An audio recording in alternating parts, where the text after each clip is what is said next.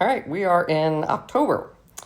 Book 177 is The Lazy Genius Kitchen by Kendra Adachi. So, I think I thought this book was something different than what it ended up being. I ended up giving it a 2.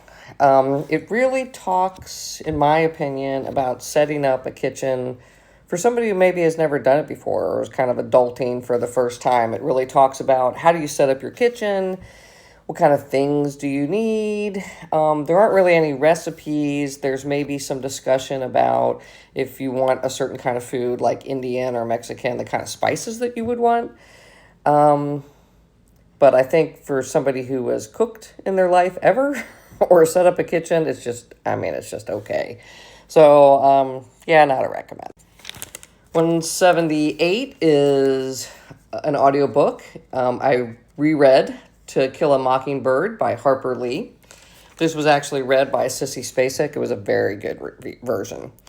So if you're not familiar with the story, it's from the perspective of Scout, who is a 7-year-old. And she lives in this very small town in Alabama, and it's kind of her finding about life. This book does get banned because I think it talks about a lot of tough subjects and racism. So it's centering on this whole trial of Tom Robinson attacking a white woman. And Scout finds out that maybe a lot of people in her town are not who she thinks they are. Very, very good in one of my top 10 all-time books. A 5, obviously. And book 179 is Katabasis by R.F. I think it's Kang or Kwang. I don't know how to actually pronounce her last name, and I feel bad. I don't know. So this, she's written lots of books, and this book is about 2 PhD students, Alice and Peter, who work for this terrible advisor in the world of magic.